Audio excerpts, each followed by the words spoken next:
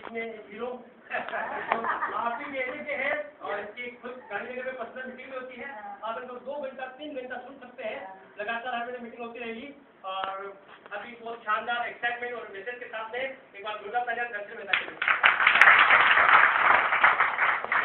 नमस्कार। बता दूं कितना पैसा कमाया?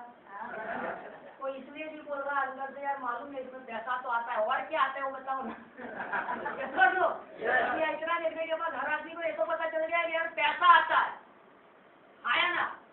दोस्त मैं आपको ये बताने की कोशिश कर रहा हूँ कि मैंने क्या कमाया इस कंसेप्ट के अंदर। जिस दिन मैं जुड़ा उस दिन मेरे पास सिर्फ घंटे थे 24। कितने? अगर पैसा चाहे तो इंसान कमा सकता है, यस और नो? लेकिन क्या नहीं कमा सकता जीवन में? एक सेकंड भी भगवान ऊपर से नहीं देता, आया ना। तो दोस्त 24 घंटे थे मेरे पास और इस कंसेप्ट की बात करें, अगर इस कंसेप्ट में ना आया हुआ होता तो 30 दिन अगर बात करें तो कितने घंटे हो जाते? 720 घंटे होते।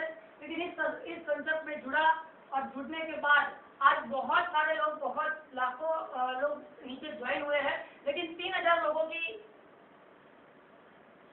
एक्टिव लाइन है। कितने? 3000 लोग ऐसे हैं जो इस कंसेप्ट के अंदर काम करते हैं, यस और नो? अगर इस गणित को आप मिलाओगे तो इस कंसेप्ट से दोस्त 21 घंटे और 6000 मिनट कमाया।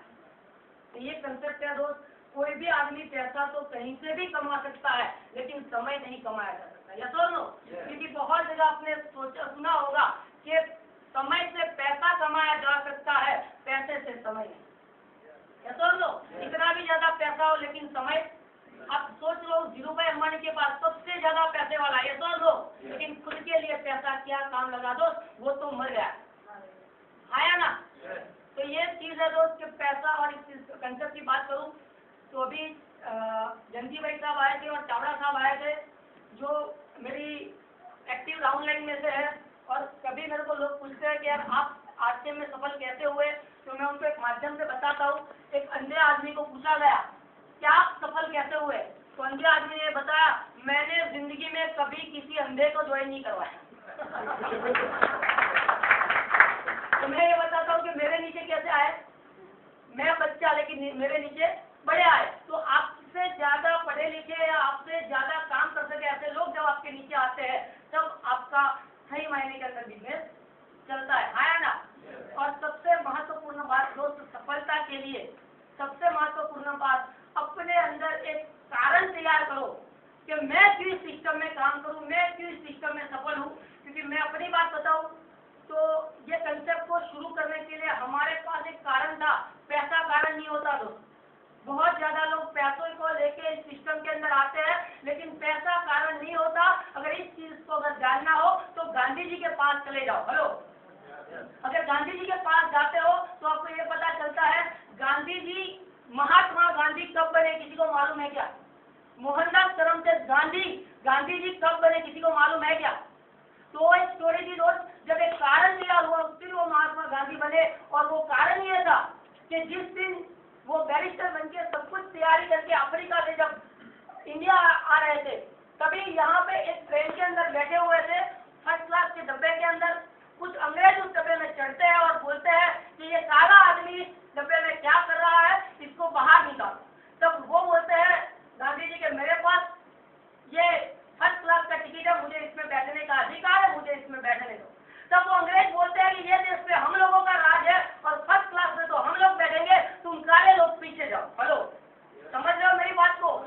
तब गांधी जी को झटका लगा, मेरे देश के अंदर अगर मुझे अधिकार है ये टिकट लेने के बाद तो मुझे यहाँ क्यों बैठा नहीं जा रहा। तब एक बीज रोपा गया उनके दिमाग के अंदर और वो बीज के अंदर पानी डाला उसी अंग्रेज लोगों ने। क्योंकि जब उनको पकड़ के बहुत अंग्रेज अंदर आए 3-4, तब उन्होंने ये बोला कि इस साले को बाहर फेंको। तब सबने गांधी जी को पकड़ा और डब्बे से बाहर फेंकने का प्रयास किया। तब गांधी जी ने वो जो डब्बा था उसके सलिए पकड़ लिए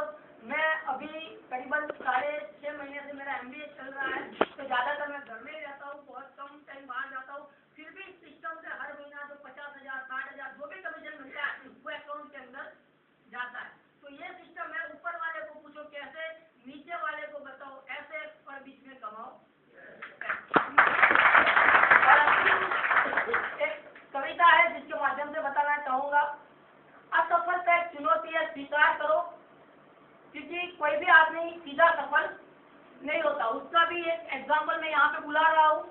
असफल का एक चुनौती है, स्वीकार करो क्या कमी रह गई है, ढूंढो सुधार करो। जब तक न हो सफल नींद चैन की त्यागो तुम, संघर्षों का मैदान में छोड़ भागो तुम, क्योंकि कुछ किए बिना जय जयकार नहीं होती, मेहनत और कोशिश करने वालों की हार। और एग्जाम्पल आप सब लोगों के बीच में मौजूद है। एक्चुअली मैं उनको नहीं बुलाना चाहता था, उन्होंने मुझे बाहर से मना किया था कि बेटा आज मेरे को स्टेज पे मत बुलाना, मैं स्टेज पे नहीं आऊंगा। और आज मैं भी उनसे छेड़खानी नहीं करना चाहता था, लेकिन एक दिक्कत हो गई कि जंती भाई साहब ने यहाँ पे आके बोला, रात को 12 बजे मेहता साहब का मेरे मोबाइल पे फोन आता, सुना ना तुमने? तो 90% लोगों ने मेरे सामने देखा क्योंकि लोग एक्टर को जानते हैं, डायरेक्टर को कोई नहीं जानता। तो मेरे को लगा कि नहीं, जिस आदमी ने वो काम किया है उसको उसका सही